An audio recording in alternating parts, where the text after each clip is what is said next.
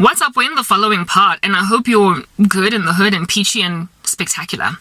Illuminati. I was telling you guys about the history of that random establishment. They currently don't even call themselves Illuminati. Everybody who uses the word Illuminati is considered a conspiracy theorist, and nobody has ever come forward and validated it other than some silly girl with a certificate on TikTok that claims that she joined the Illuminati. For the better part of the time, even celebrities don't even admit that they belong to this nefarious organization. But it is generally known and agreed upon or approved that the Freemasons, the Illuminati, however many degrees there may be, blah blah, splat, drat, who cares? Yeah, it is agreed that it does exist, but it is a clandestine, secret society that of course has no interest in anybody knowing it all about them. Hence they call themselves just that, secret society. The very prerogative of a secret society is to be clandestine, i.e. secretive, surreptitious in its agenda on the world scale. So therefore they're not going to admit. They are of esoteric nature, so for those reasons, they're kind of airy fairy and fluffy in terms of what you can really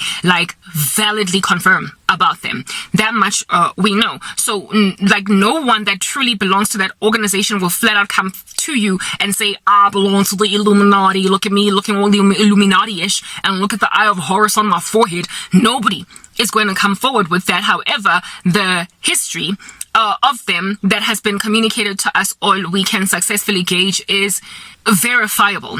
How is that even a thing? Okay, so there is this theory of bizarre inferences in statistics, in the sense that if something has been, which is why people who believe that the earth is flat need to really study stats so they can understand how bizarre it is for them to come to that inference. First and foremost, if something is generally agreed upon in consensus by a cloud of people, a mass of human beings over a very long amount of time, and it has very, very reputably so over the years being confirmed as such, and people have invested time, blood, sweat, and money in proliferating the knowledge or the training or the instruction of this particular body of information, to a point of, like I said, spending copious amounts of money to prove this. It is therefore and also a whole bunch of people embrace this particular doctrine just for the sake of deceiving the masses, just for the sake of lying to the masses. According to there is a theory or a study in statistics that say that it is bizarre, literally the word is bizarre that is used. It is bizarre to infer that so many people would invest so much money and validate and propagate this one particular agenda at the expense of their pockets, their peace, their life, just for the sake of pushing deception.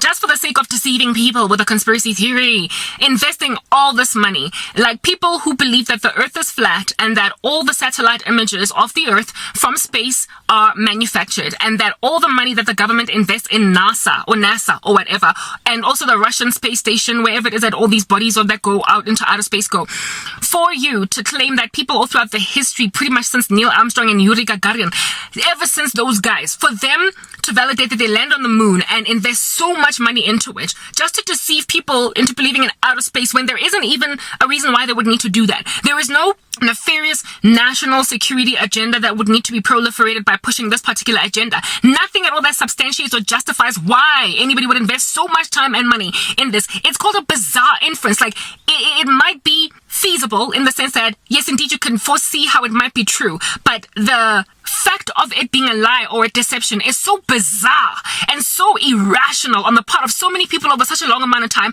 that it is successfully write-offable. You can just write it off entirely. So that is, for me, by far the strongest argument for the flat earth theory, or at least against it. People who believe that the earth is flat and that there is no outer space. Why in the world would the human race invest so much time, money with no ulterior motive behind it, nothing at all that benefits them? There's nothing in it for them to lie this way. There is no secret agenda or mission that could ever possibly happen that would substantiate that much spending on so much deception for the sake of deceiving people into believing in an outer space. It's like doing everything in your power to convince children that cartoons are real, to a point of investing in a whole bunch of, a pseudo, a fake environment that has got cartoons in it, in some kind of a simulated environment, and put goggles on kids to make them believe that these cartoons are real, until these children are nicely deceived when there is absolutely nothing in it for the human race to make kids believe that cartoons are real. There is nothing in it for us. There is nothing beneficial to the ecosystem to make people believe that lie, if indeed it is a lie. It is, for me, like I said, by far the most compelling argument for a round Earth or a spherical Earth alongside outer space being in existence. There has been too much human investment in it for it to be bizarre for them to have done that just for the sake of deceiving everybody when there is nothing in it for them. Very well.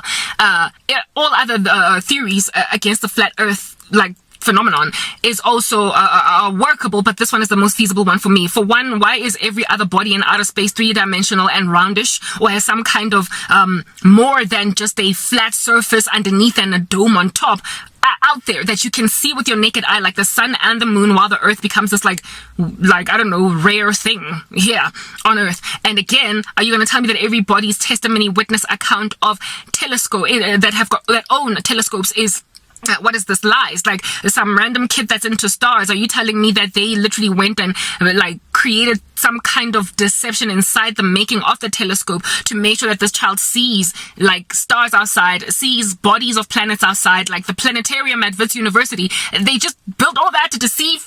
No, like it's too bizarre. It is too bizarre to imagine that even star-gazing fanatics who do it habitually just are in on it, in on the secret. This is why people who believe the Earth is flat just need to stop. Literally, they just need to stop.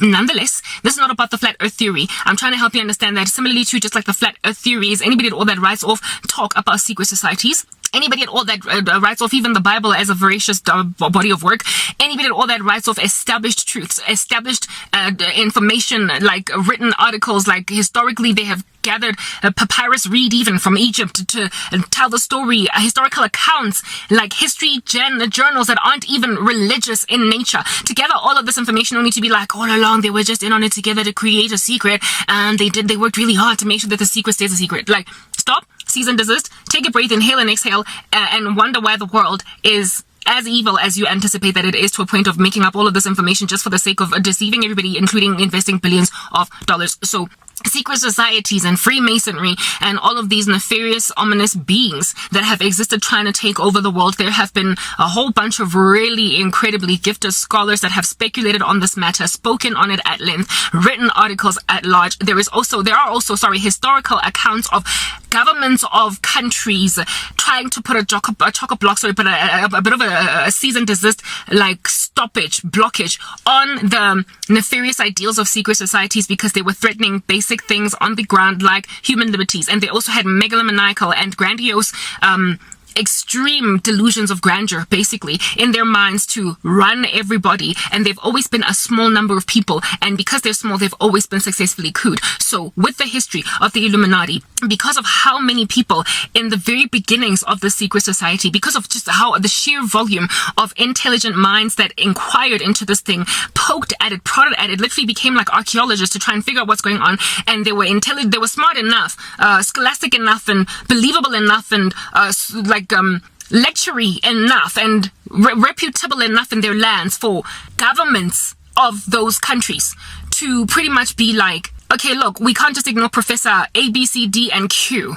claiming that there is like this ominous secret society rising from the ground. We're going to investigate. Literally, the Illuminati has been uprooted more times in history than they can imagine.